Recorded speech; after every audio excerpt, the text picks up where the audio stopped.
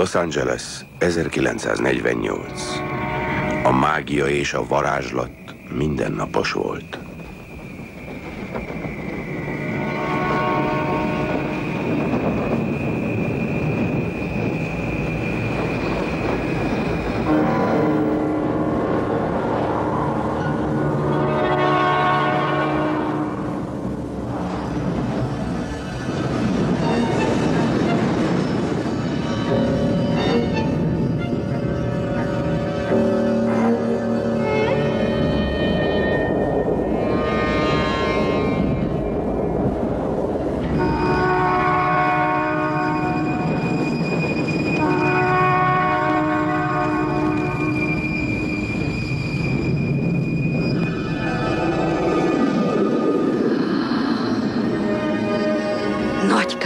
Nikolaj, érzed, hogy valami nyomja az iskola kaput, mintha mindenáron be akarna jönni.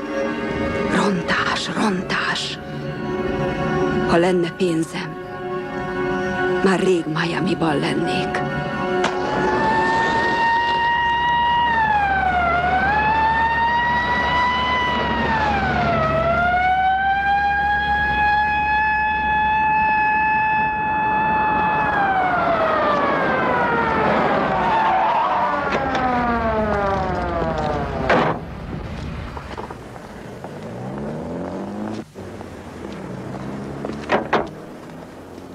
Sajnálom, angyalom, de nem vállalom a hülye szerepét. Árt az üzletnek. Hey, Lovecraft! Most nem kapsz egy vasat se. Bár lehet, hogy már megkaptad a magadét, kamatostul, ha érted.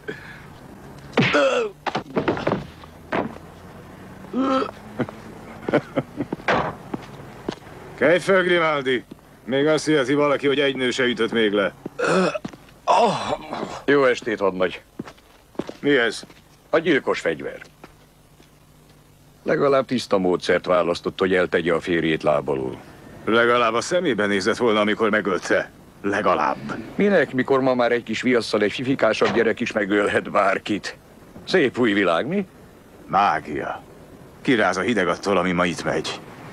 Azt mondják, egyszerűbb így. Azt látom. Megkönnyíti az életet. Hogy van? Rosszul. Mint mindig. Talán csodálkozik rajta. Történik valami disznóság. És aztán nekem kell rendet raknom. Épp elég bajom van, úgyhogy tegyen meg valamit, Phil. Vigyázzon. Jó.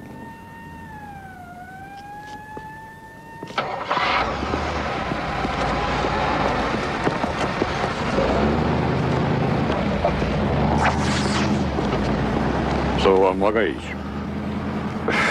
Nem mindig, csak néha nap. Tudja, hogy van. Egyszerűbb így. Viszlát, Grimaldi. Maga nem változik. Ugyanaz a savanyú pofa, ugyanaz a csökönyösség, és ugyanaz az undorító nyakkendő! Bradburynek igaza volt. A dolgok siralmasan álltak.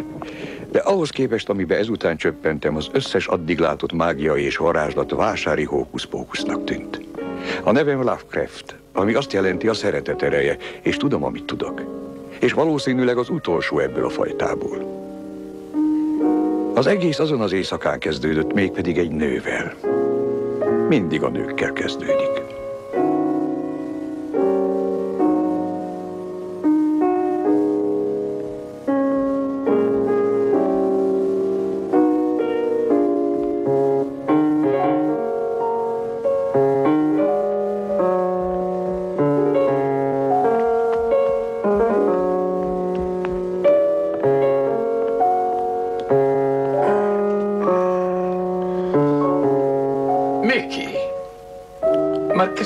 Hogy nem is jössz. Csak egy kicsit elhúzódott, ez minden. Sajnálom.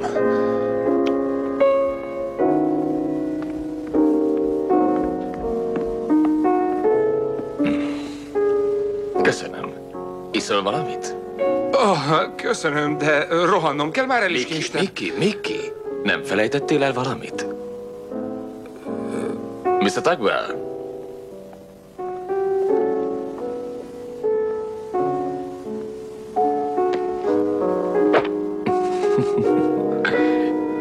sietsz, de a pénzedet azért ne hagyd itt. Ja, nem. Kösz, Mr. Borden.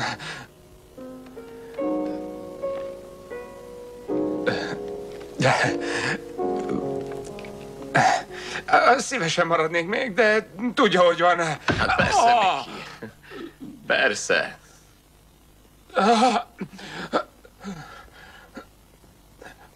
Jó ét, Mickey. Levegőzöm egyet.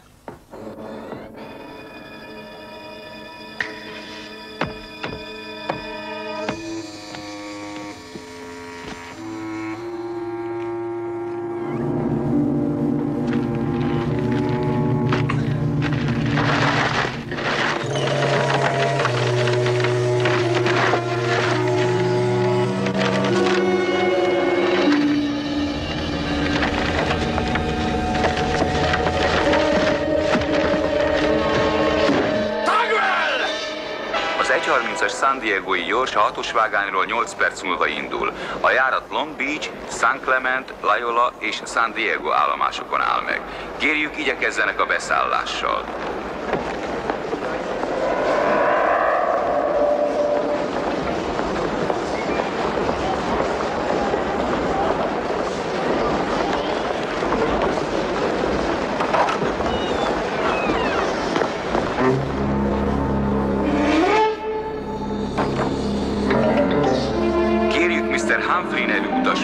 Fáradjon a pénztárhoz. Mr. Humphrey, fáradjon a pénztárhoz. Utolsó felhívás a San Diego-i gyors utasaihoz.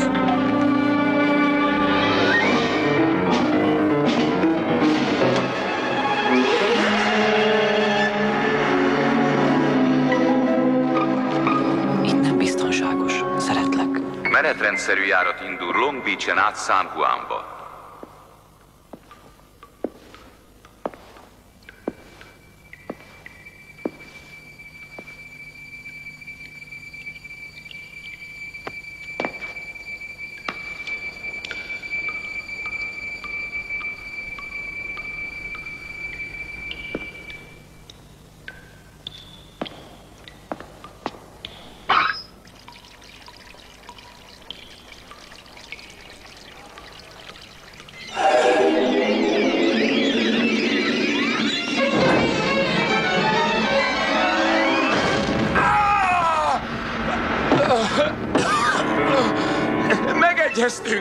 Én megtettem, amit tudtam. Hadd menjek! Mondja azt, hogy eltűntem. Mondja azt, hogy elmentem a vonattal, mielőtt ideért volna. Csak engedjen elmenni, oké? Odaadom a pénz felét. Odaadom az egészet. Csak engedjen elmenni. Ez csak fair. Ez több, mint fair. Itt van, tessék.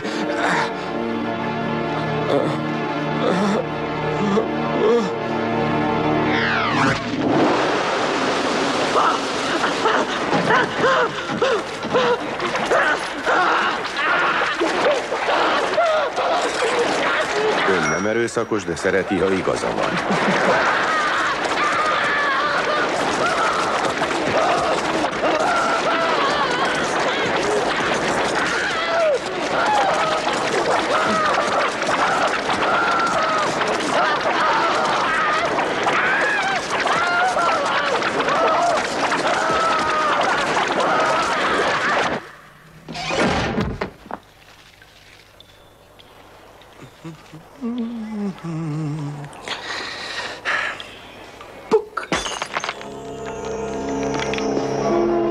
Union Pacific Express indul San Bernardino, San Clemente, Barstow felé azonnal. Kérem, fejezzék be a beszállást.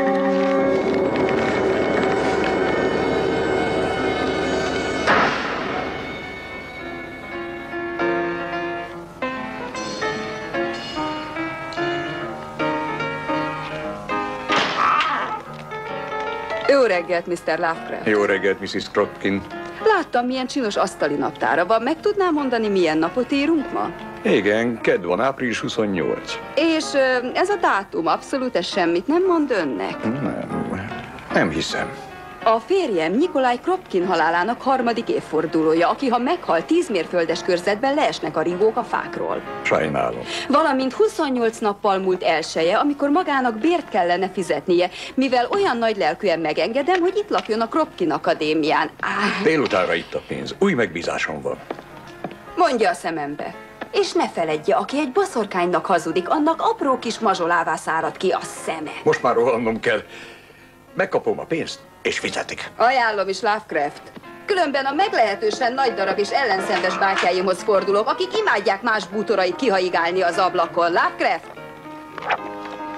Tessék, adja oda a kliensének. Nézze, én nem magát megyek reklámozni. 28 napos hátralék, Lovecraft. Más már régen hívta volna a bátyáit. És csekket ne fogadjon el. Hippolyte Kropkin hivatásos boszorkány és Philip Lovecraft magándetektív.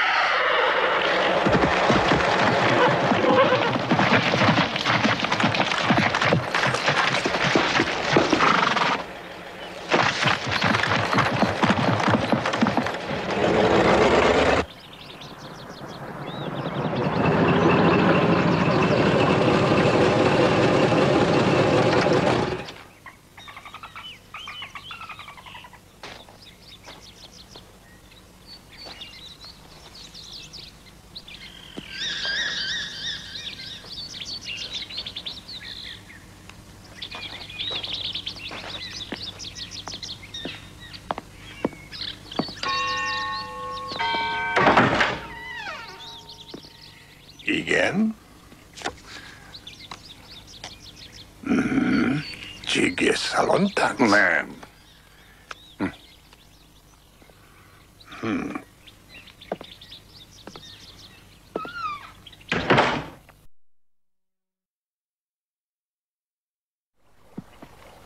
Mr. Lovecraft, jó reggelt! Amos Hackshaw vagyok. Ürítse ki a zsebeit. Tessék? Kérem, ürítse ki a zsebeit az asztalra. Miért? Csak öreg uras szeszély, Mr. Lovecraft.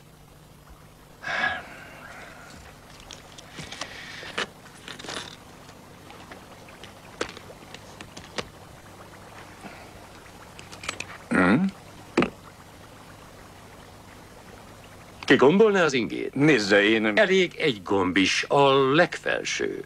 Azt.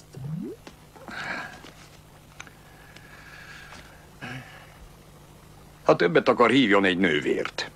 Tényleg semmi kabala, talizmán, fétis, semmi. Maga tényleg nem használ semmit. Semmiféle mágiát. Megmondtam már a telefonban. Nem hisz a mágiában? De igen, csak nem élek vele. Miért? Személyes okok miatt. Mégpedig? Személyes. Volt egy sofőröm, a neve Larry Willis. Elbocsátottam. Miért? Van egy lányom, Mr. Lovecraft, ő mindenem. Az édesanyját nagyon szerettem. Sajnos elég beteges volt. Ezért is költöztünk Kaliforniába a klíma miatt, de hiába. Olivia édesanyja meghalt a szülésben, és én annak szenteltem az életem, hogy megkíméljem őt a szomorú világ kiábrándító hétköznapjaitól. Még csak 16 éves Mr. Lovecraft, és most a legsebezhetőbb. Szóval ő tapasztalatlan. Nevezze nyugodtan tisztának. A tisztasága elbűvölő és rabszolgává szelídíti a legvadabb lelket. De ahogy Willis nézett rá, az nem tetszett. Azt hittem, elég, ha eltávolítom a közeléből, de alábecsültem. Mikor elment, magával vitt innen valamit. Mit? Egy könyvet. Régi volt. Értékes? Hát a kötése talán megér egy pár ezret, de nekem ennél sokkal értékesebb emléket jelent. Milyen könyv volt? Egy tanulmány a titkos, mélyebb értelmű mágiáról. A címe Nekronómia. Körülbelül akkora, mint egy fotóalbum, bőrkötéses aranyfuttatással. És minél előbb vissza akarom kapni. Ilyen sürgős? Csütörtökre itt kell, hogy legyen. Előadást tartok egy konferencián, ami ez nélkülözhetetlen. Az holnap után lesz. Mégpedig éjfél előtt. Éjfélkor lesz a konferencia? Nézze, ha úgy érzi, hogy túl nagy a feladat. Ám. Hogy néz ki ez a Willis? Vékony, 175-180. Szőke. Öreg? Nem, 26 éves. Itt lakott? Nem. Miért az megadhatja a címét, de a tulajdonos szerint már napok óta nem volt ott. Legalább van kiinduló pont. Na és mibe kerül ez nekem, Lovecraft? Napi $40, plusz benzin és kiadások. Talál persze olcsóbbat, de jobbat nem. Ha nem kell, a telefonkönyv tele van detektívekkel, akik mágiát és bűverőt használnak. Nem, magáé a munka. Az előleg nem sok, 100. Lefogadom, hogy a heringére is többet költ. Kérem, ez nem hering.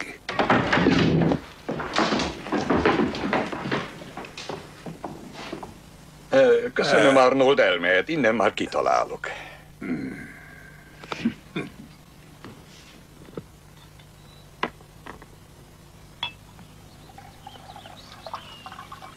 Maga nem hiszik, Mr. Lovecraft?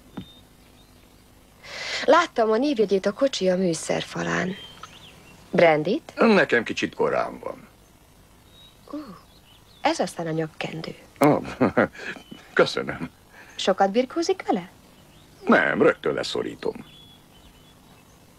És vajon mi dolga lehet az én vén bakkecske apámnak egy magándetektívvel? A detektív nincs rajta a névkártyámon. De az üzletén a kesztyűtartóban igen? A fékvezetéket azért remélem nem vágta el. Talán máskor. Mikor született? December 5, mint Walt Disney és Martin Van Buren. Nyilas, és 16 betűs a neve. Nem rossz.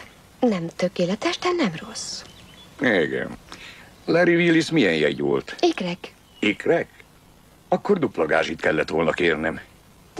Szóval ezért hívta az apám, hogy vigyázzon a tisztességemre.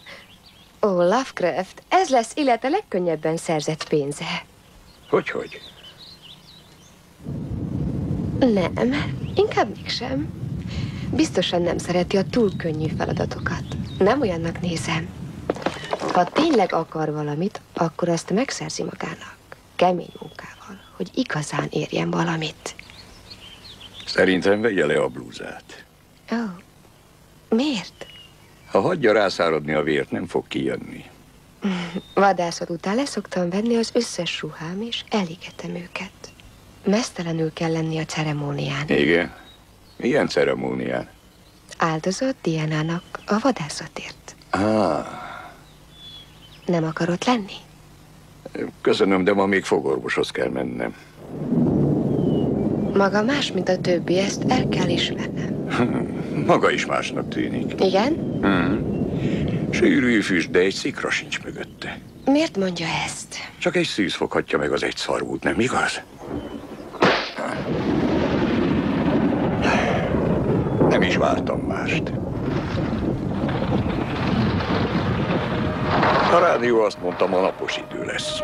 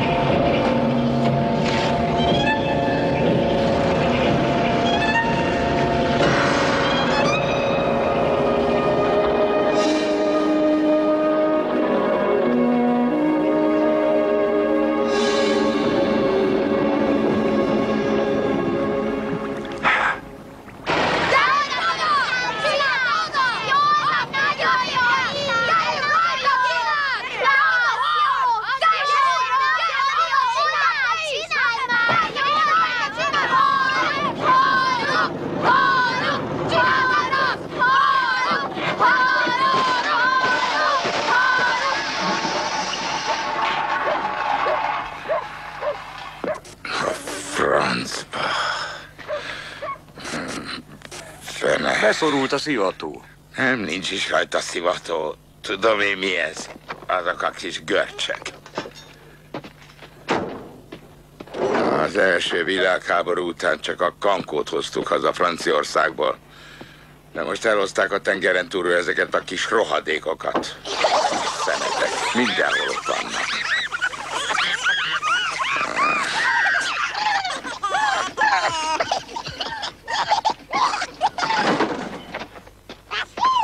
Itt lakik? Igen, a tulaj vagyok.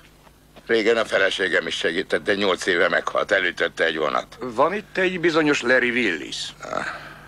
Szabad tudnom, ki keresi?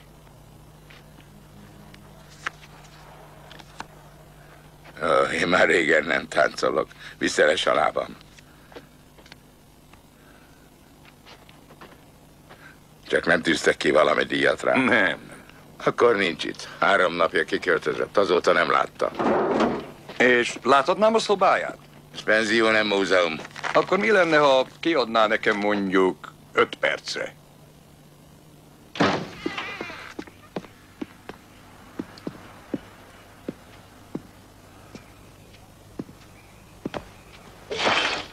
Fogadott látogatót? Már meghaltak a barátaim. Úgy értem, Willis. Ja, nem, én nem láttam. Azért lehetett, nem? Nem, tudnék róla.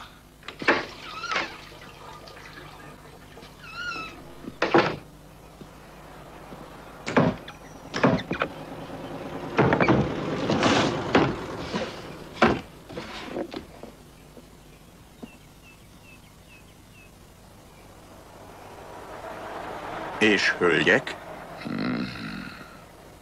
Nem.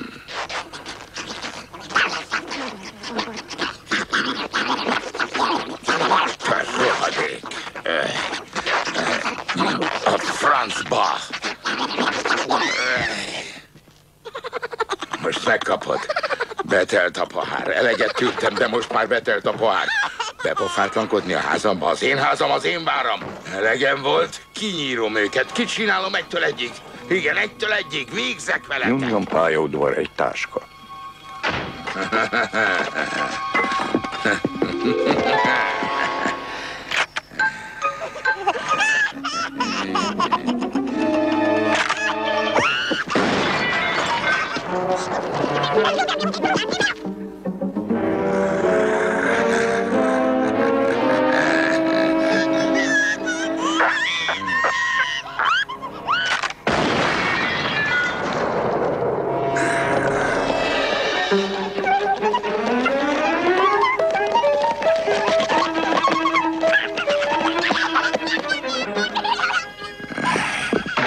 Te kis féreg, most elkaplak.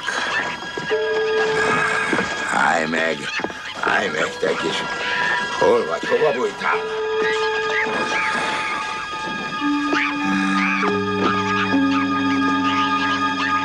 Örök szerelem Miki és Lili. Nem ismer valami Mikit? Miki egér. Nem is vártam mást.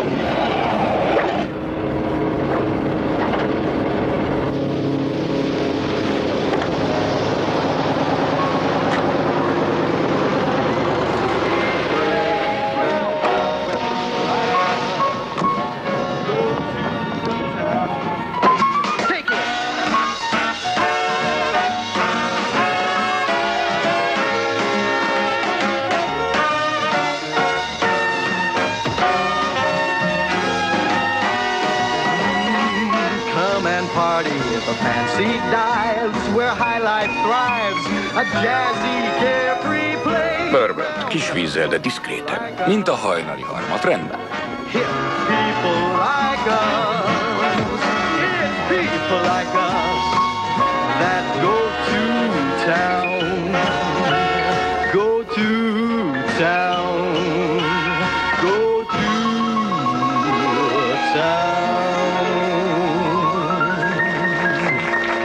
Köszönöm! Köszönöm!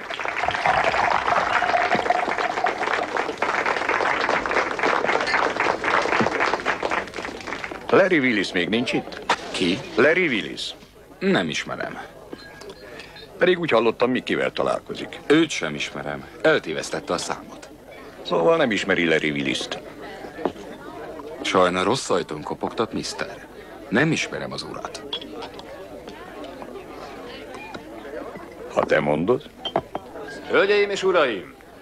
Harry Bordon mulatója örömmel üdvözli a csodás hangú, egyedi és utolérhetetlen Miss Connie Stone-t!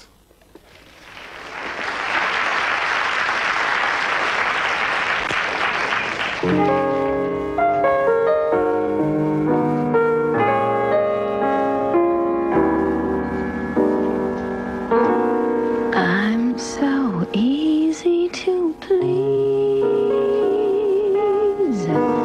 Someone handsome like you could supply all that I need to satisfy me. Buttered candies with cream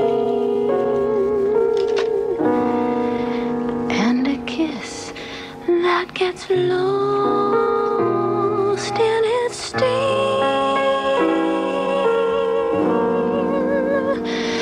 Be satisfied.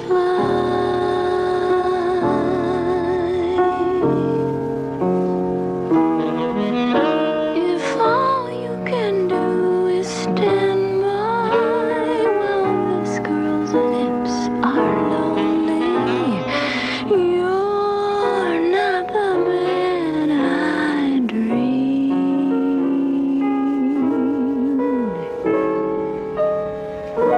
Champagne magnums when chilled by those big things, I'm thrilled if they're tasty.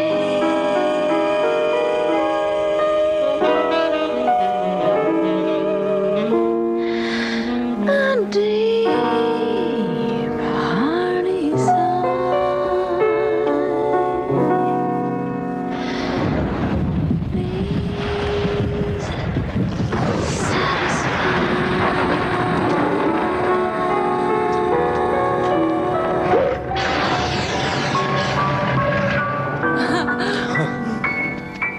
Még mindig tudod, hogy kell énekelni.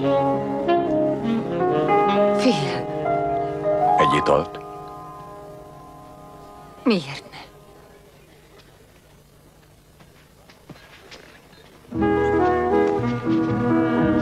Bourbont kérek vízzel.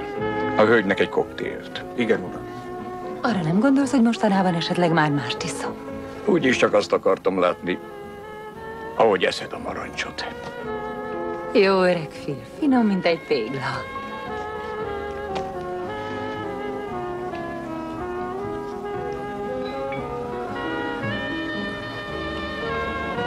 Még mindig mások szennyeseit mosod? Nem, magánzsarú lettem. És te meg Bordon? Ez kérdés volt? Nem igazán.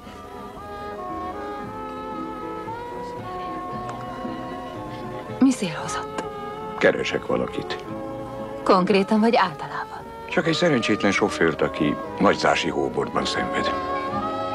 Úgy látszik, jelenleg egyikünk sincs élete csúcspontján. A kellemes munkákra.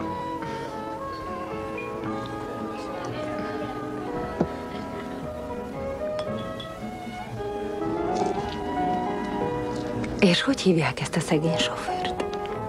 Larry Willis. Nem ismerős. Azon kívül keresek egy bizonyos Mikit. Milyen Miki? Ki tette mögém ezt az irodaházat? Harry látni akarja. Harry látni akar. Harry most akarja látni. Johnny, kezet adtál rá. Igen, mutass egy papírt, amin ez rajta van. Szabad! Oké. Én nem állok senkinek az útjába. Írd alá azt a lemezszerződést. Csak a legjobbakat kívánom. Kösz. Maledikta. وانا مش عليك يرجع يا هما شنقلا هما Jó. Gyere! Na most csinálj lemezszerződést a hólyag. Úgy szia, elgammadja. Jó, Csak egy régi jó barát. Milyen jó kedved van. Miért is ne lenne? Minden a legjobban alakul mostanában. A lehető legjobban. Ülj le!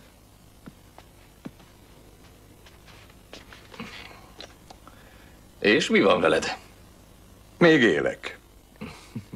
Még mindig a filléres gondok, hm? Nem unod még ezt az életet? Ennek is megvan a maga szépsége. És a régi verőlegények? Haladok. Egy zombi nem eszik, nem kérdez. És nem gondolkodik. Nem lesz szaguk egy idő után? Úgy 3 hónapig kibírják, a melegtől függő, aztán elrohadnak. És aztán? Veszek újat. 30 dolcsi darabja frissen a nyugat-indiákról, 6-osával. Mint a bombon. Na. Hogy vagy, Phil? De őszintén. Szívesen kisegítelek egy pár zöld hasúval. Lenyűgöz a nagy lelkűséged. Szörnyen nézel ki, pajtás. Filléres a külsőd. Ezért nem érted a nagy dolgokat. Nem is fogod. Azt mondják, még mágiával sem élsz. Jól mondják. Szerencsétlen. Mindenki használja a mágiát. 48-at írunk, a jövő a lábunk előtt. Ha nem kapsz észbe még időben, úgy lemaradsz, hogy már a leveleit sem érik utol a világot. Engem ne félts. Újra barátok lehetnénk. Hát, Harry, hogy állsz a könyvekkel? Tudnom kérem, miről beszélsz? Egy szerencsétlen flótást keresek egy lopott könyvvel, és az első sarkon beléd botlom, és kioktatsz a világról. Csak segíteni akartam rajtad, Phil. Kárba veszett idő, hogy itt szónokolsz nekem egy füstölgő széklábbal a szádban.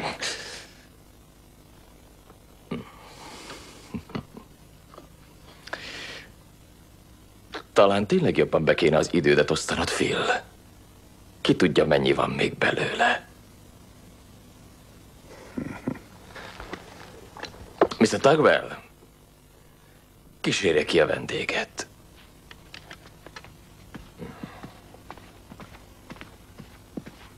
Hey, Lovecraft! Kenny milyen jól néz ki, nem?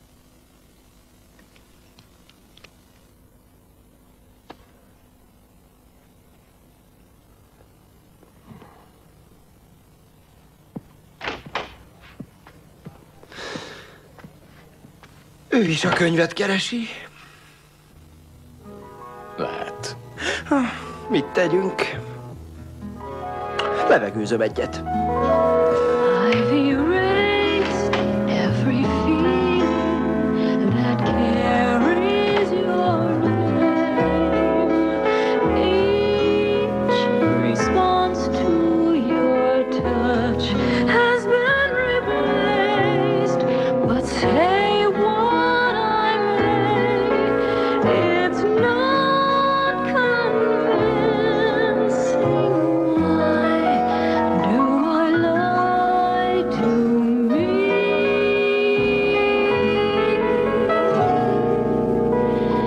I am free from the magic that you used to weave. Broke the spell that you once held over me. I tend to pretend, but I'm no good at it.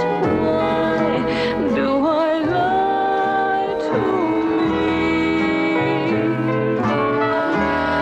It may be just my wishful thinking that I have this life beyond.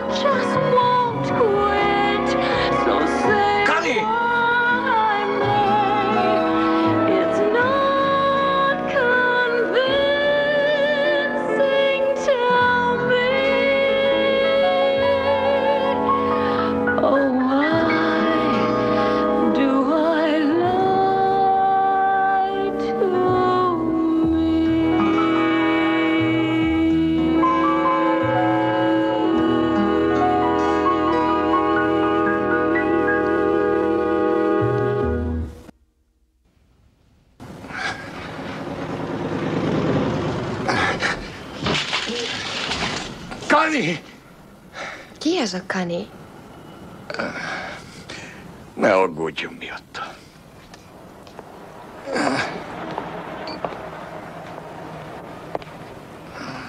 A maga fajtának nem kéne egyedül innia. Nem ez az első eset. Hogy megnőttünk tegnap óta.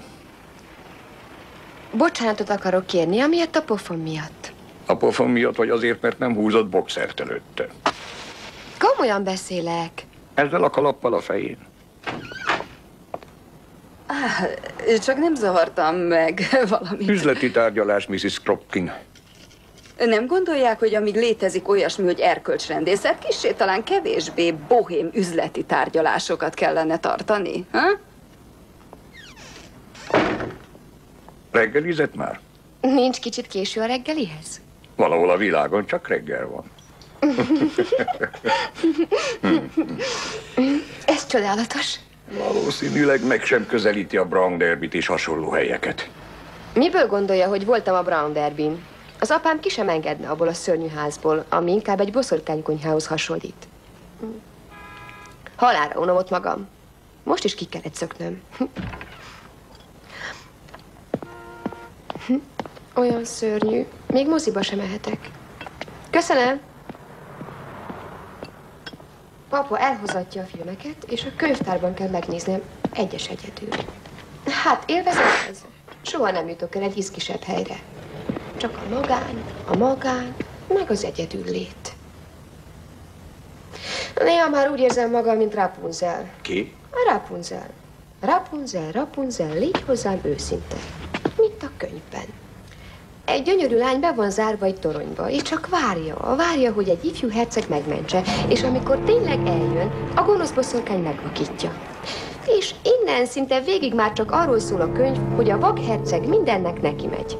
Nem is értem, hogy mesélhetnek ilyesmit a gyerekeknek. Hát van mindenféle. Az apám például mindig a lóverseny szabályzatból olvasott fel nekem. Azt mondta, szerencsét hoz neki.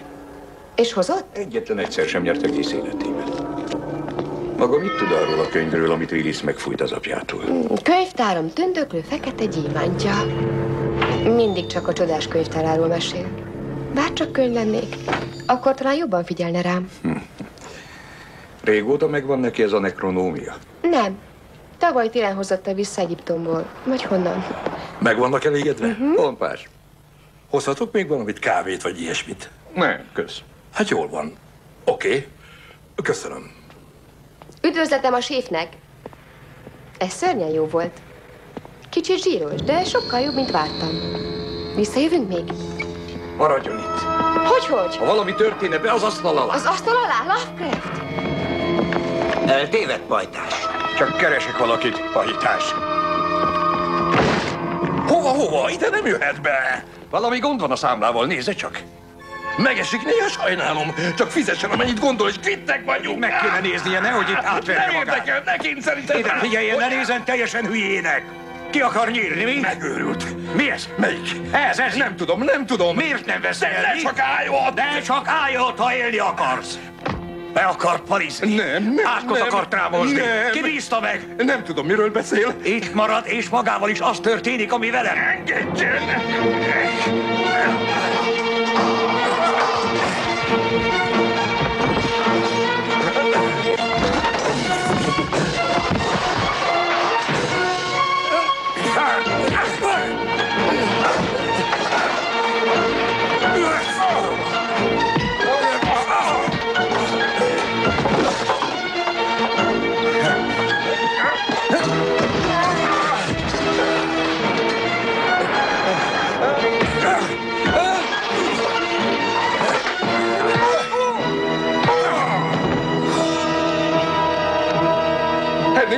Ne vesz el!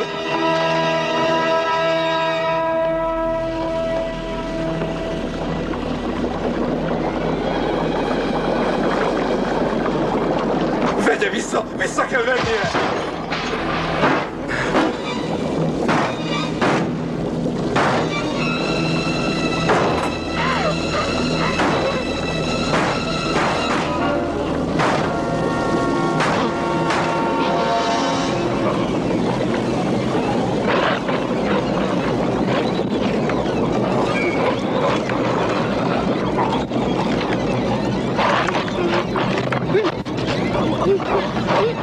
A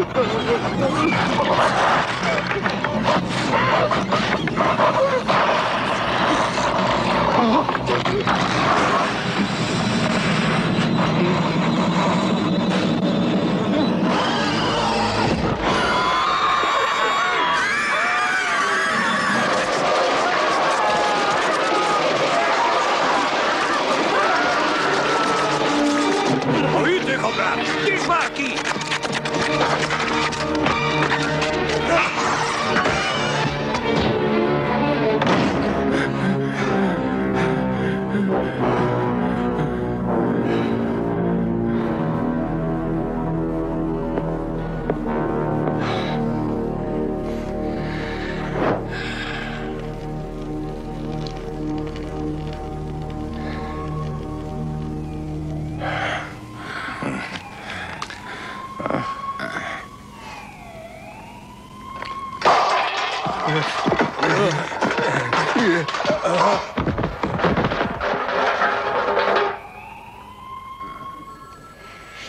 Nem tudtam, hogy ez a kinti világ ilyen lenyűgöző. Minden rendőrségnek egyforma a szaga. Szerintem igen. Mehettek. Ideje volt. Lovecraft, ne menj el. Bradbury beszélni akar veled. Én addig az ifjú hölgyel váltanék néhány szót. Miss?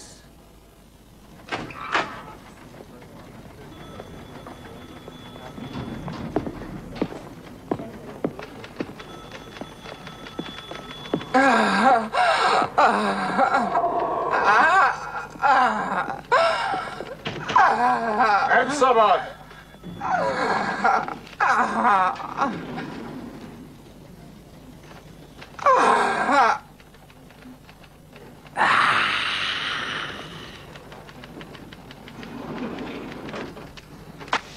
Most elkaptalak, haver. Elkaptalak, és beszélni fogsz, bármennyi időbe kerül is. Legyen eszed, ha nem is látszik rajtad, és takaríts meg a bajt. Ne fárasz, haver. Ezzel nálam nem mész semmire. Nem hallják a szimaráid. És ha azt hiszed, hogy bármelyik is segít, ostobább vagy, mint gondoltam. Vágjátok be egy ketrecbe, hadd iszadjon egy kicsit.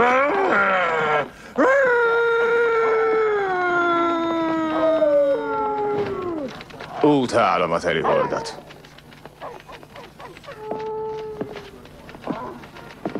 Dobd le magad! Ne, oda tiszta szőr leszel.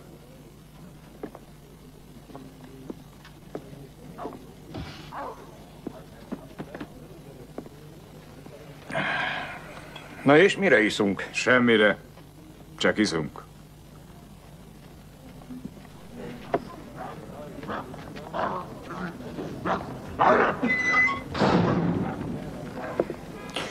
Régen nagyon utáltalak, tudod? Eleget mondtad. Mára te vagy az egyetlen, akiben megbízom. De Bradbury, zavarba hozol.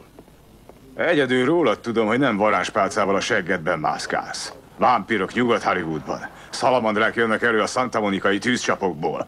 Fekete eső, vörös eső, öklömnyi jégdarabokkal. A mágia a jövő útja. Nem akarod elcseszni a jövőt, igaz? Ha ez a jövő, megette a fele.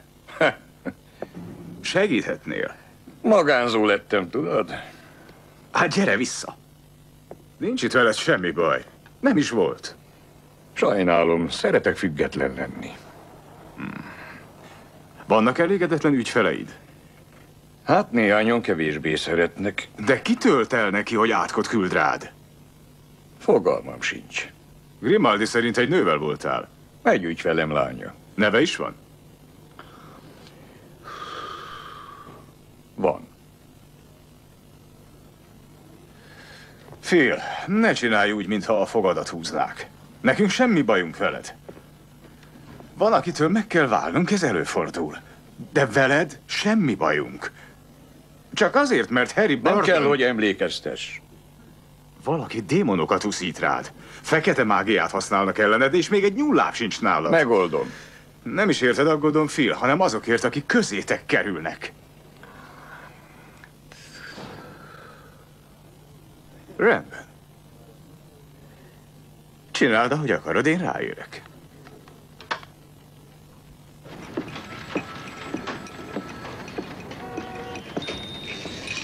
Köszönöm. Nincs mit. Új lenyomatot is vesz? Erre most nincs szükség, Szívi. Ó, csak gondoltam. Még sosem vettek tőlem új lenyomatot. Nem is voltam még rendőrségen soha. És mostanáig nem is beszéltem egy igazi rendőrrel, mint maga. Na és milyenek a kezdeti benyomásai? Nagyon biztatóak. Ne szokja meg. Mit látott az étteremben, mielőtt a démon odaért? 2 tükörtojást egy szelet pirítóson. Fél. Ez nem olyan vicces, mint hiszed. Ja? Ki? Rendben. Itt az ügyvéded. Ügyvédem. Nincs ügyvédem. Most már van? Szép jó estét a kellemes társaságnak. Thaddeus Pilgrim vagyok, Mr. Lovecraft jogi tanácsadója.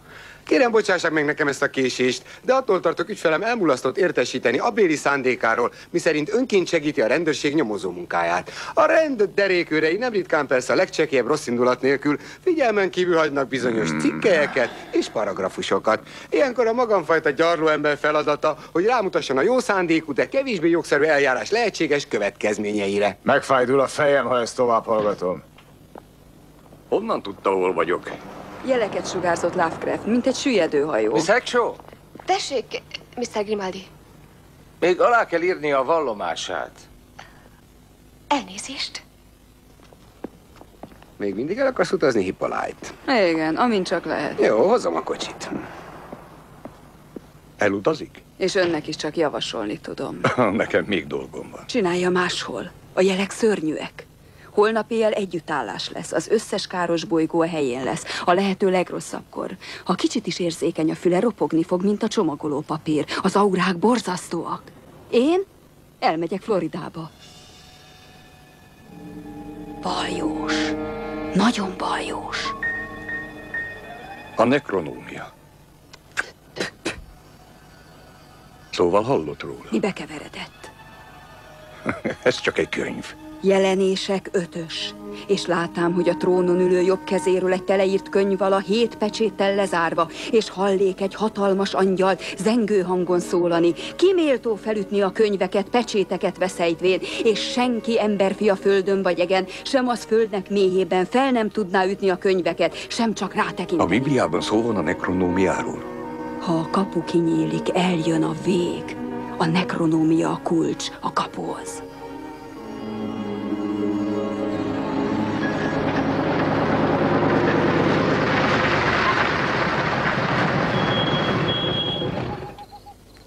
Éjjel jól még sosem éreztem magam. Legközelebb elviszem a hullaházba. Komoly? Dehogy.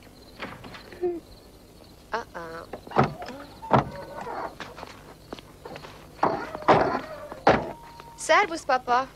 Befelé a szobádba, majd ott számolunk. Köszönöm ezt a tanulságos napot, Mr. Lovecraft. Szóval sem érdemel. Arról volt szó, hogy vigyázz a lányomra, nem pedig veszélyezteti őt. Kár a gőzért. Csalódott vagyok. Fogy az idő, és magának egészen különös munkamódszerei vannak. Én sem szólok bele, hogy mit csinál a szolgáival. Vigyázzon, mit beszél, ami sok a sok. Willis egy Borden nevű alaknak dolgozott. Tessék? Bordentől a szálok egy bizonyos Mickey Laxtiderhez vezettek. Mickey Willisszel dolgozott. Na, rosszak a módszereim? Egyáltalán nem. Sok mindent megértettem. Folytassa a munkát, én megbízom magában. A nekronómiának holnap éjfél előtt itt kell lennie. Tudom. Jó. Hát akkor intézz el. Jó itt.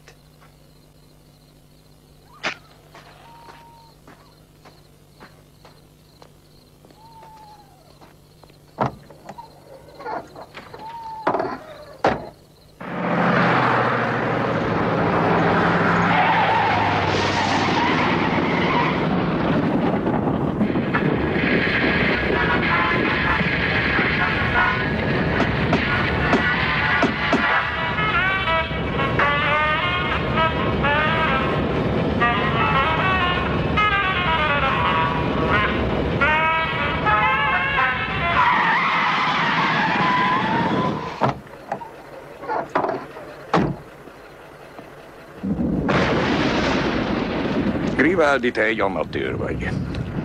Bradbury csak annyit mondott, hogy kövesselek. Azt nem mondta, hogy észrevétlenül. Tegyél meg valamit.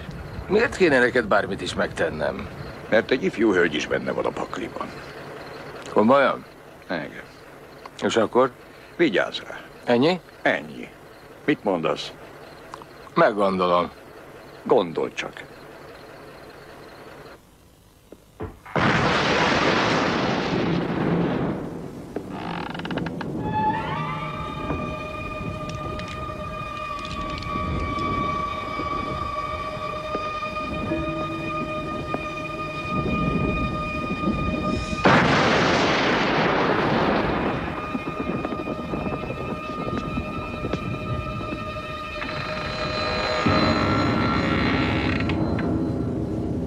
Dobja el.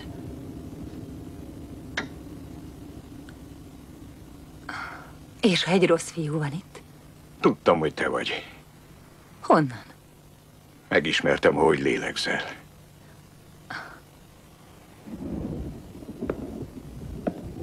Te nem változol. Egy szikrát se.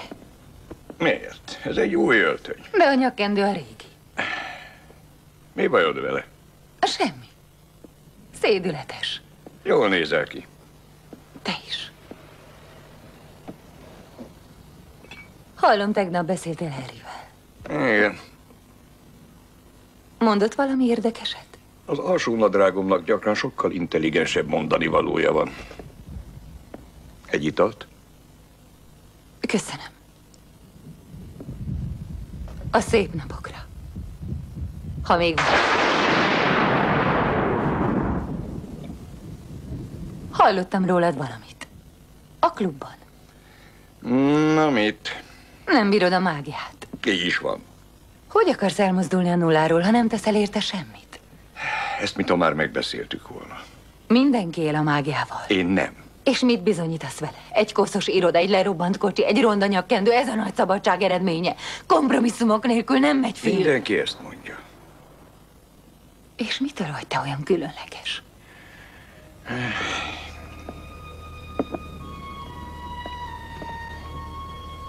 Attól aranyom, hogy a magam ura vagyok.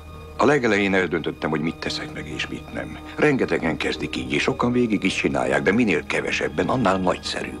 Nézd, mindenki megalkuszik, mindenki csal, mindenki használ mágiát. Elfelejtik az eszményeiket, és inkább ők kezdenek támadni, mint hogy őket támadják ezért. Mert ez a szokás, csak hogy ez nekem nem kell. Talán gyűrött az akóm, és a cipőm sem kifogástalan. De senkinek nem tartozom a lelkemmel. Csak az enyém. Tehermentesen. Nem kérek elnézést az életemért. Nem is kértem. Nekem jó így, ahogy van. Örülök. Előre kell nézni, nem vonszolhatod örökké a múltadat, ez nem megy. Rögtön látszik, hogy van rálátásod.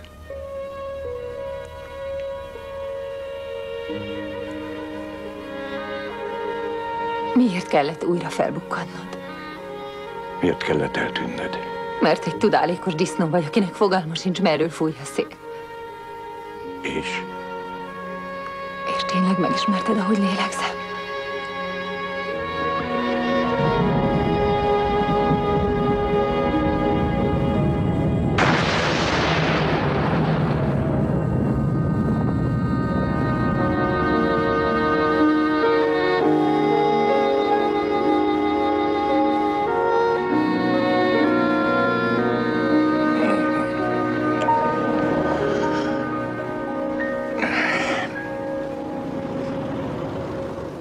Jó reggelt!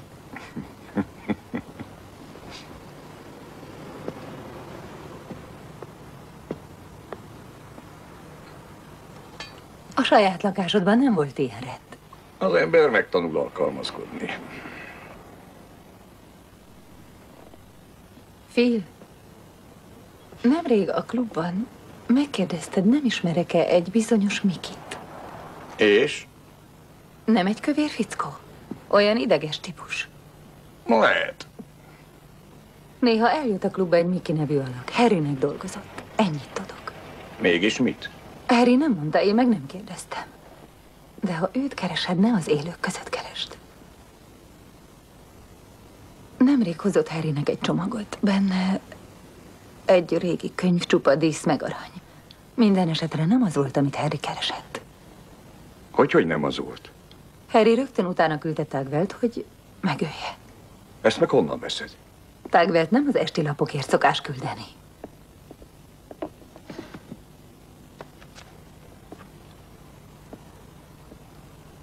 Szagold meg. Mi ez? Úgy hívják Grand Illusion. Drága vagy olcsó? Úrinők nem használják. Ez Miki? Igen. És ki a nő? Valami Lily. A klubban láttam vele. Beszéltetek? Rúst cseréltünk a mosdóban, megbeszéltük, milyen patkányok a férfiak. Tudod, 2 nő. Miért jöttél tegnap? Erősségem a strucpolitika. Egész életemben azt csináltam. Könnyen falakba ütközik így az ember. Talán nem akarom többet betörni az orrom, de az is lehet, hogy csak túl büszke voltam, hogy bevalljam. Tévedtem. Mindegy. És most hová mész? Van egy lakásom. Sajátod? Igen. Sok beszélnivalónk lesz. Nagyon sok. Ha gondolod, ott van a számom az asztalon.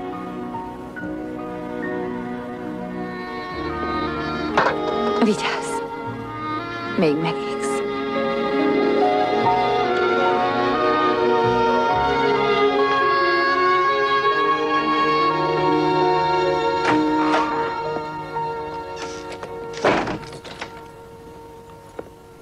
Lovecraft! Egy pillanat!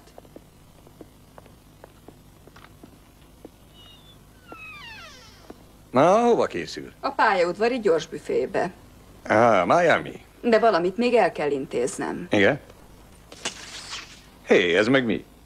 A bal karja, a szíve felől. Vegye le rólam. Tudja, hogy nekem nem kell. Ezért van rázárva. Mrs. Kropkin. Maga bolond? De jó szívű bolond. Ezért megérdemli, hogy védje a fehér mágia, ha nekem nem megteti kell. is. A nekronómiát keresi? Igen. Nem veszem le, Lovecraft, szüksége lesz rá. Hozzácsapom a lakbéréhez. Ha megérjük.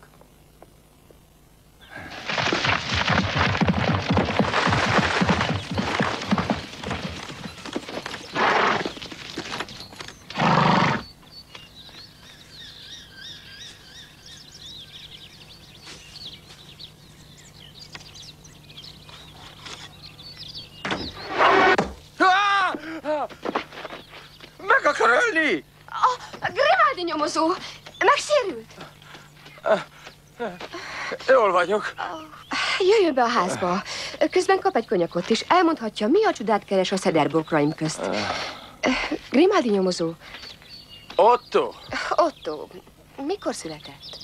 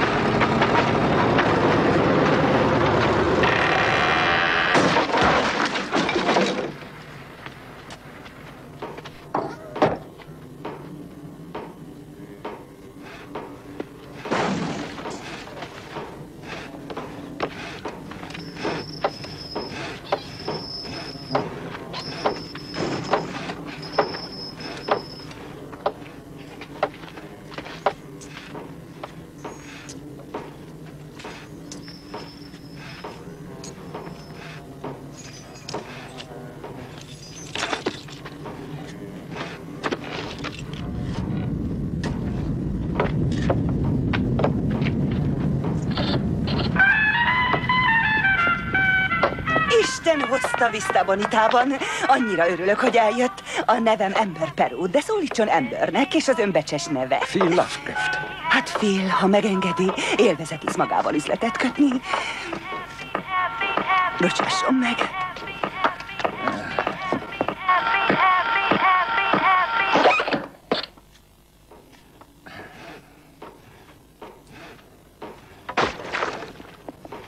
Elnézést kérek, de ma teljesen egyedül vagyok. Vista Bonita, a jövő lakótelepe, estére elkészül. Az első lakótelep, amelyik alkalmazott ipari farmaturgiai technológiával épült. Mivel? Varázslattal. És annyira békés. Igen, mint egy temető. Maga milyen vicces. Nézze, valaki említette, hogy itt dolgozik egy régi barátom. Laxtider, Mickey Laxtider. Maga Mr. Laxtider barátja? Szinte a testvére. Mr. Laxtider kezdeményezte a Vista Bonita építését. Ő az egész tervezet eszmei szülőatya. És itt van. Az üzleti ügyek északra szólították. De ne aggódjon, biztos vagyok benne, hogy Mr. Laxtider barátjának találunk valami nagyon kedvezményes megoldást. Azt hiszem, tetszeni fog az az ellenállhatatlan ajánlat, amit a húgának tettem. Egy ki húgának? Neki. Lili itt jár? Igen, Lily Silver. Silver. Szegény kis özvegy. A férje egy indiai fakír tragikus halált halt, amikor lebegtetni akarta a vállalat székházát. Hogy történt? Rázuhant. Nagyon megviselhette. Szívesen meglátogatnám. Mikor utoljára láttam, Cézár még csak tanult az ugatást. A Hotel Ashcroftban lakik. Bent majd megadom a számát. És ha már ott vagyunk, mutatnék néhány igen előnyös befektetési lehetőséget, amik még itt Vista Bonitában is különlegesnek számítanak. A mi mottónk varázslattal az örökké valóságig.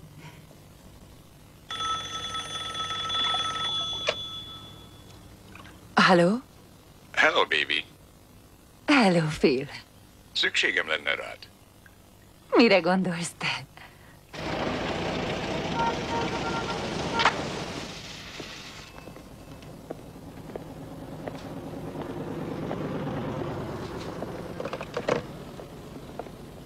Rendben, emlékezett rám. 10 perc múlva találkozunk a bárban. Jó, hívjak taxit. Minek nekem taxi? Mert el kell menned. Nem, a történtek után ilyen könnyen nem szabadulsz tőlem, maradok. Hát jó, de maradj itt lent, nem akarom, hogy meglásson. 4 szem közt akarok beszélni vele.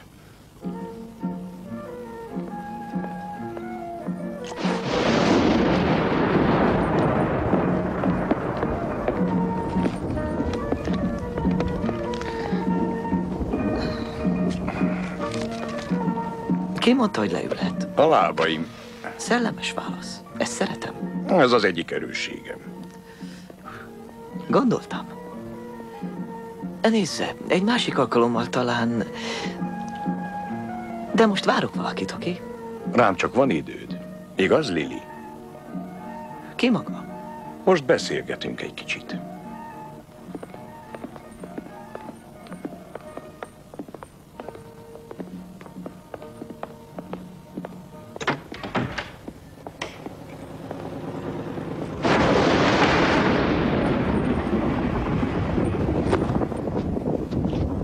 Oké, a lényegre. Mi ez a parfüm, vagy titok? Grand Illusion, miért kérti?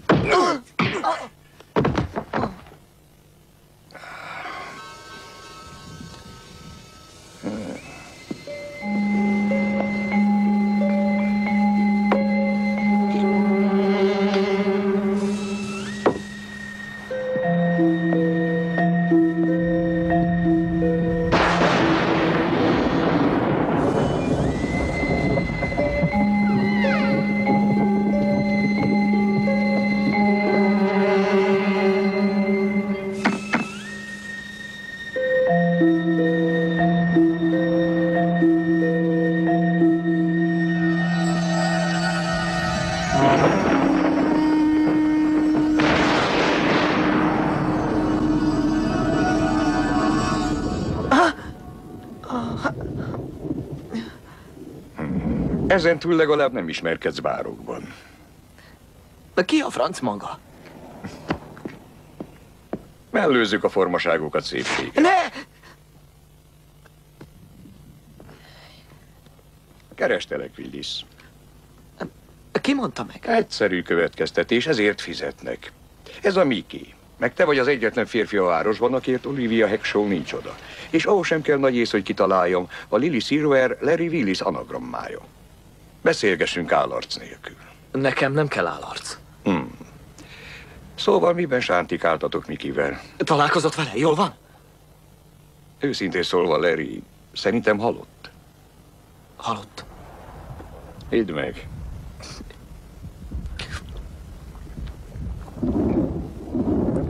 Éreztem én. Csak nem hittem el. Nagy falat volt neki, Borden. Nézze, el kell tűnnöm innen, segítsen rajtam, vigyen el Tijuánába, kérem. Tijuánába? Az bizony nagyon messze van. Nem éri meg nekem. Ne játszd a hülyét. Ez életed legnagyobb fogása. Áll az alkú? Oké, megkapod, beszélj.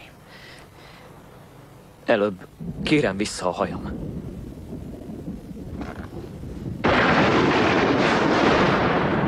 Hol találkoztatok Mikivel? Egy partin, kb. Fél éve. Buzi partin? Nem, te a zsúron. Mit gondoltál? Oké, szóval levett a lábadról. Talán nem úgy nézett ki, mint te. De a szíve az aranyból volt. Mi köze Harrynek Vista Bonitához? Az, hogy az övé, nem tudtad? Vagy fél tucat vállalkozáson keresztül, de mi a különbség? Hogy lettél sofőr Hackshaw-nál? Borden kérte meg Mikit, hogy tegyen be oda egy megbízható embert. Hackshaw meg akarta venni Vista Bonitát a sokszorosáért annak, amennyit valóban ért. Borden tudni akarta miért. Így hát odaadtad a hálóinged egy sofőrruháért, Mata Hari. Sokat megtudtam. Mégpedig Vista Bonitáról és a nekronómiáról. És Borden ellopatta veled a könyvet. Megtettem. Volt egy másolat, amit az öreg a biztosító miatt csináltatott. Te persze megpróbáltad kijátszani Bordont, és Hackshaw-t zsaroltad a könyvvel, de közben Borden megölette Mikit. Mi csak egy kis fészket akartunk, hogy valahol messze letelepedhessünk. Hőik lesz a világ. Egy pillanat. Mi van ezzel a világgal? Nem hallottál az öregekről? A kint rekedtek. Hamian Sataf, Cthulhu. Ott várnak kint az idő kezdetétől, hogy valaki kaput nyisson nekik. A könyvben van, benne van minden. Az ígéret, a hatalom és az áldozat. Áldozat? Egy szűz Lovecraft, az egyszarvú utolsó vadásza. Olivia, mi van vele?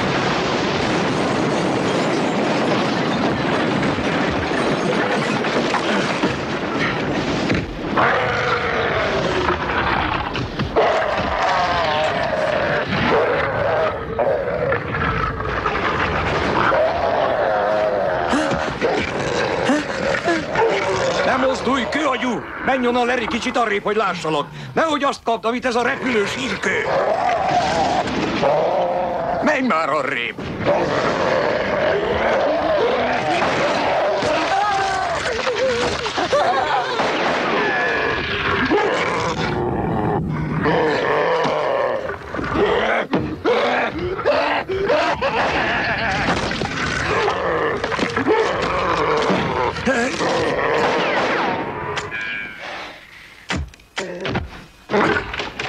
Phil!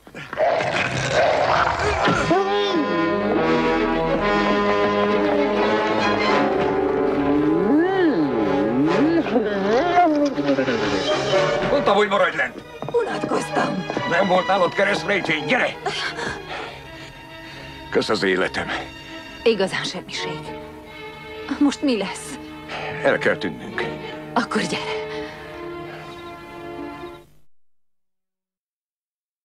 Tudom, te hogy vagy vele.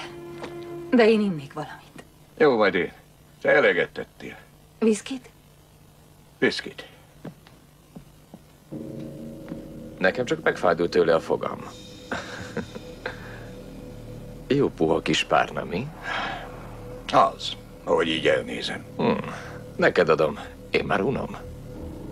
Ismerem, mint a tenyeremet.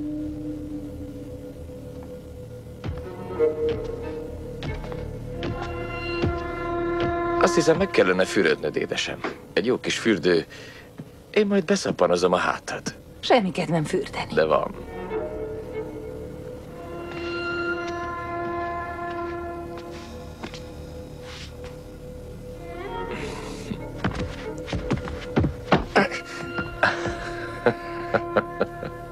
Felhívott a hotelből. Miért nem mondasz semmit, mókamester? Nem így képzeltem. Ja, azt elhiszem, pajtás. Hálás lehetnél Lovecraft. Nélküle már halott lennél. Meggyőzött, hogy ha valaki, hát te megtalálod a könyvet. Okos lány. De én okosabb vagyok, hogy hallgattam rá. Viszont te pajtás. Add ide. Gyerünk, Phil, nem mondom még egyszer.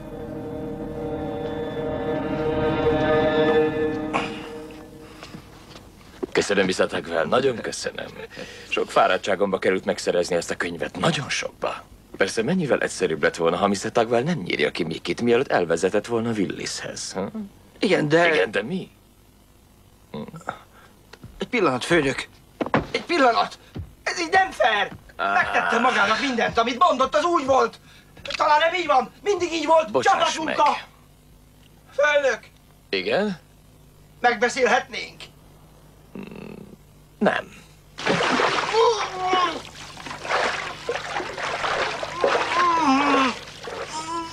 Nagyon csalódott vagyok.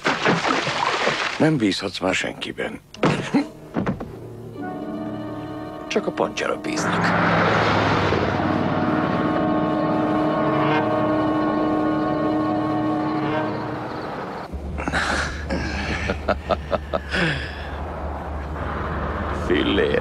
Filléres. Csak nem egy hamburgereshez megyünk. Mókás fickó vagy te, Phil, de nem sokára inkább ordítani fogsz. Na, ide nézz, pajtás. Gyönyörű darab, nem? Látod ezeket a csatokat? Tömör arany mind. Beolvasztott kézelőgombnak? Nem sokára a szövetségi bankot is beolvaszthatnám. Jól hangzik. Nem hiszel nekem? Talán nem tudod, mi ez. Van ötletem, milyen messze van Vista Bonita? Nem estél a fejedre, pajtás. Élni nem tudsz, de eszed az van. Szóval most kezdődik. Hackshaw spéci éjféli konferenciája. Milyen okos fiú az ex-haverom. Tiéd a föld, övé a könyv. Ne feledd a lányt. Nem, ez most nem talált. Igen, Olivia.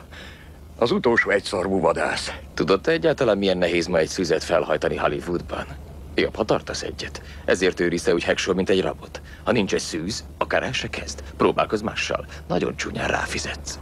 Igen, te hívtad Hackshawt, vagy ő téged? Nem vagyok kicsinyes. Én hívtam. Megbeszéltük, amíg szunnyáltál. Rokonszenves fickó, majd meglátod. Kikkel nem szövetkezel? Most nem fényáskodhatom, Philip. Ha ma elcsesszük, legközelebb 666 év múlva próbálkozhatnánk. Adtam neki egy esélyt. Vagy átver, vagy Olivia nagyon sokáig szűz marad. De ami a legjobban idegesít, hogy tudod az egész telefonkönyvből pont téged kiszúrni. Talán nem volt véletlen. A sors műve. Úgy tudtam, nem hiszel az ilyesmiben. A befejezetlen ügyekben nem hiszek. Intézzük-e szemtől szembe, csak te meg én? Elintézzük. Számíthatsz rá. Soha többé, Lovecraft. Soha többé nem fogok arra riadni, hogy fölöttem lebegsz, mint valami istenverte angyal. Soha. Meghalsz, Lovecraft. És én leszek a világura. Ez végre eldönti, hogy ki volt az okos és ki az ostoba. Halhatatlan leszek, és kulcstartónak használom a fejedet.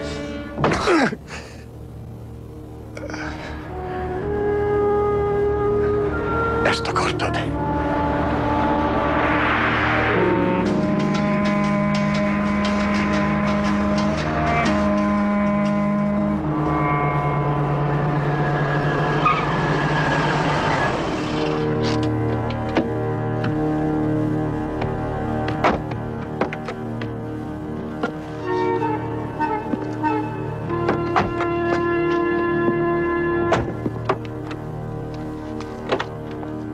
Gyerünk, mindjárt kezdődik az előadás.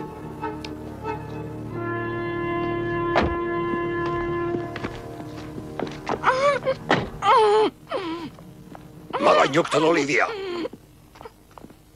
Jó estét, Mr. Lovecraft! A körülmények ismeretében nem dolgozom tovább magának. Nagy kár. Ez idáig nagyon hatékony volt. Megtalálta a könyvet. Összehozott ide minket. Maga küldte rám a kőagyút. Követett. Nem bízhattam a véletlenre. Egész életemben ezt az éjszakát vártam. Tanultam. Kutattam. Elviseltem a feleségem. Megvédtem Oliviát a várostól és a saját hormonjaitól minden áron. De az én érveim eltörpülnek az öregek beláthatatlanul hosszú élete mellett. Hát nem érti? Mennyit kellett várniuk rám? Századokat, ezredeket. Mennyi az kutya években? A kerék Körbeért. Jogszotov látja a kaput. Ez a nekronómia ígérete. Nyisd meg a kaput az öregeknek, és istenként látod viszont magad. Szóval magából Isten lesz. És mi lesz Harryből? Mondja meg. Szolgálataiért Mr. Borden uralja majd a világot. Milyen világot? A temetetlen holtak földjét és a hamvaktól terhes eget, egy dögvészes, puszta világot, ahol ő lesz a legelső. Na, hogy tetszik, pajtás, he? Jól van, elég az ömlengésből. Azt hittem halálpontosan éjfélkor kezdünk. Így van. És most kérem a könyvet. A könyv a kulcs mindenhez, Mr. Borden. Itt az idő, baby. Egy szerencsecsókot? Hogyne.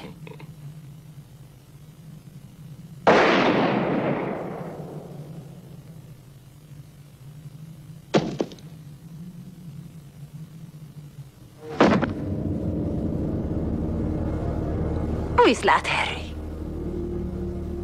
Ezt nem vártad volna, igaz? Nem is értenéd meg. Nem, te biztos nem, Mr. Lelkiismeret, akiből most egyszerű kis nyuszi lett. Mit vártál volna? Elnézést, de mi időhöz vagyunk kötve. Fogd be, pénzezsák, 1 perc az egész. Ne csináld, Kani. Bármit vársz, biztos, hogy másképp lesz. A csúcson lehettünk volna, te meg én. De te nem tudtad elfogadni a valóságot. Harry, igen. Ő legalább tudta, hogy a becsületes zsaru annyit tesz, mint szegény zsaru. Te mondtad neki, hogy hagyja ott. Nem mondani kellett. Őt is átverted, mint engem. Azt hitted, Harry Gordon kis kedvence akartam lenni? Jó ég, Phil. Mennyi mindent nem tudsz a nőkről. Utolsó lehetőség. Még meggondolhatod. Bonts, Kani. Sajnálom. Viszlát, Phil. Elég lesz. A színjátszó estek vége.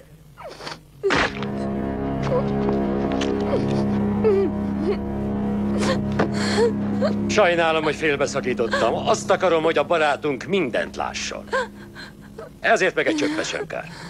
Korlátolt agy, torzálmok, szánalmas. Gyere, Olivia, légy jó kislány, engedj a sorsodnak.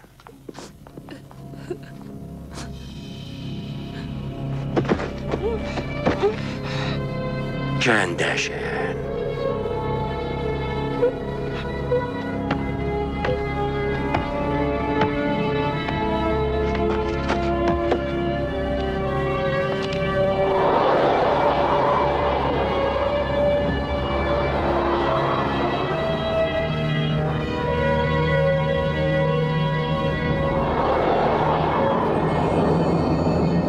Az éjszaka kútjaiból a téröbleibe száll. Dicséretet Drakugu a földjén, nagy Cthulhu. És az, kinek nincsen neve, alázattal dicséri az erdők fekete kosát. Ayla Naguirátot, aki 1000 ivadékot nemzett, mert látta ő a sötét mindenséget tátongani, az elveszett térben, ahol fekete bolygók forognak céltalan. Eleget laktál a hideg űrben, az időt irányítva. Az út szabad, hát jöjj! Nagy úr! Jogszotov a kulcs és a kapu őrzője. Tudja, merre tiporták az öregek a földmezőit, időtlen idők óta. Varázsló, küldött, kívülreket váltott gyermek éjszakai borzalom, a hang az ember fülében millió évek óta. Hódító gonosz tettek és árulás atya. A föld alázatosan várja visszatérted, és kiürítjük szívünket a neved. Tanító, mester, tölts be minket, a kívüllevőkből lesznek a bent lévők. Nem kell tovább várnod, az út nyitva áll. Fald fel a sötétséget a dimenziók közt, kelj át az öblön szörnyű paripádon.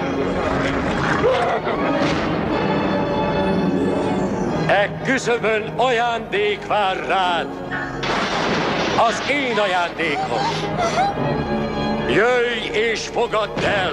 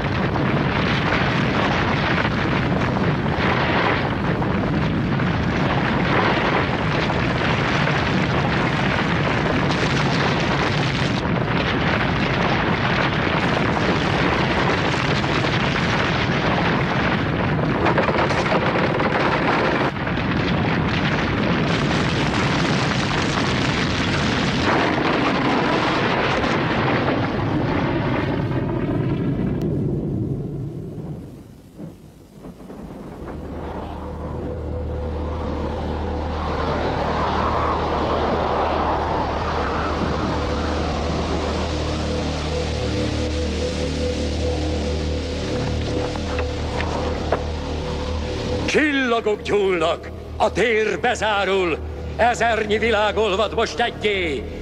Fesd be a formátlanság békjóját, ölts alakot a homályból!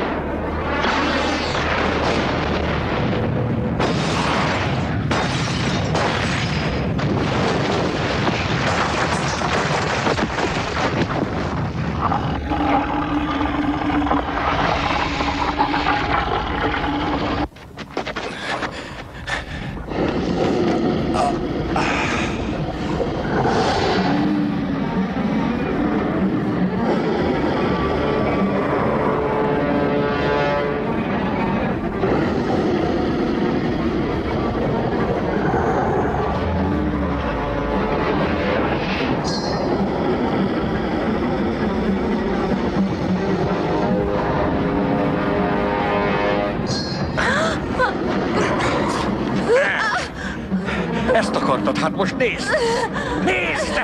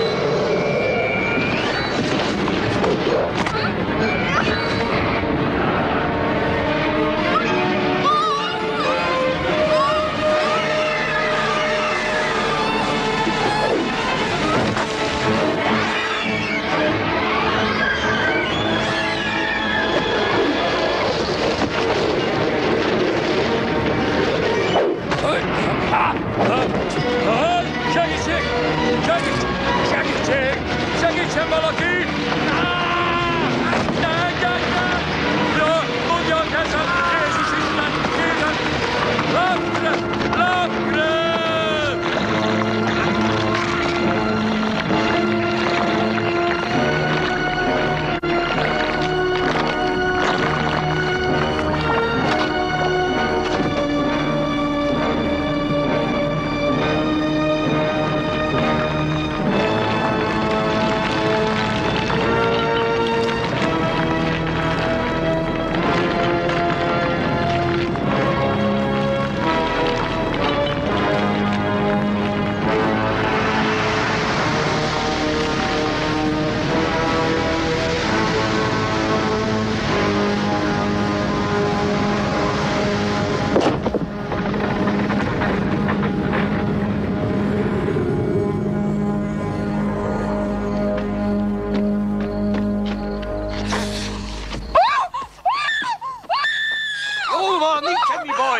Jól van, nyugodjon meg! Jól van! Elment, már nincs itt. Elment. Nyugodjon meg. Hol a papa? Sajnálom.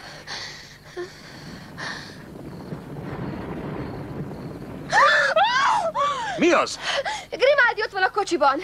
Grimaldi! A papa összekötözte és belökte a kocsiba. Otto. Grimaldi! Otto, jól vagy? Grimaldi, nem kéne így utazgatnia. Veszélyes. Mi a franc történt? Biztos, hogy semmi bajod. Grimaldi! Grimaldi, te szemétláda! Nem tudom, mi a francról beszélsz, hagyd ezt! De csak 16 éves. Kleopátra csak 14 volt, mikor megismerte a szenvedélyt. Figyelj, nem mondod ezt senkinek, ugye? Grimaldi, te szerencsétlen, hát nem érted? Megmentetted a világot! Szobrot állítanak neked! A Fehérházban fogsz ebédelni! A képed a Louvre címoldalán! És te amiatt aggódsz, hogy a feleséged megtudja, hogy lefektettél egy 16 éves szűzlányt! Te nős vagy? Figyelj, tényleg, ne mondd ezt senkinek, Phil! Ne csesz ki velem, Phil! Otto! Szívecském, én ugyanannyira meglepődtem. Azon, hogy nős vagy? Dehogy, kicsim. Rajtad lepődtem meg.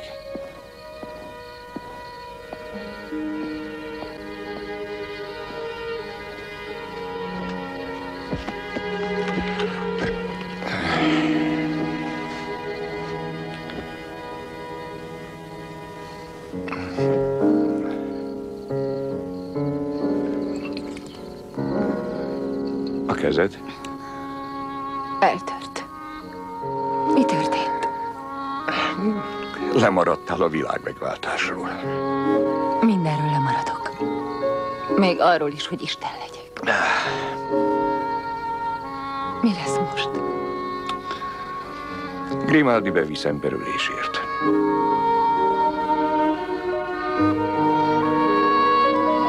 Mi régen nagyon jól kijöttünk. Folytathatnánk. Talán egyszer. Phil, egy csókot mielőtt elájulok.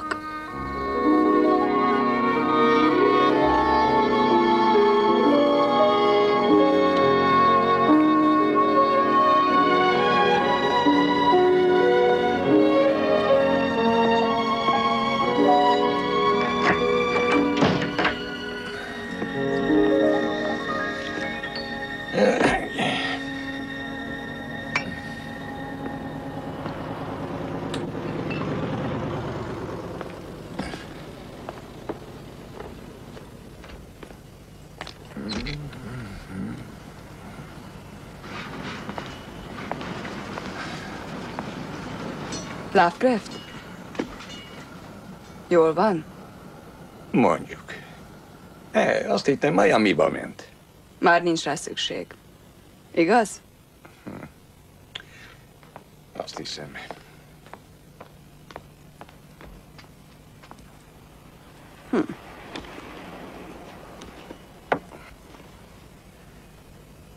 Mi ez a cucc?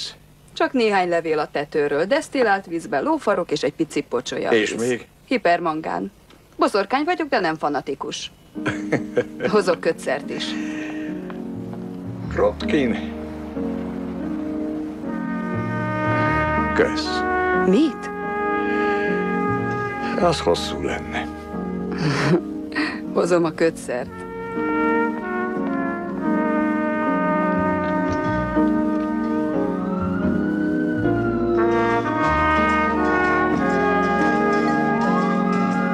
Halálosan fáradt vagyok, de legalább most ezt is megengedhetem magamnak, most, hogy vége. Vége sok embernek, Laxtidernek és Willisnek, Hackshawnak és Bordennek. És Kaninak is végleg vége. Bár csak reggel volna már. Ajtócsapódást akartam hallani, és motorköszörülést, és emberi hangokat, ahogy a baseballról vagy az időről beszélnek. Látni akartam, hogy vannak még emberek, akik élik az életüket, és a ruha ujjukban csak a karjuk van. Fogalmuk sem volt róla, de ma jobban kivették a részüket a boldogságból és derűs pillanatokból, mint tegnap. Mert ma nálam van a könyv.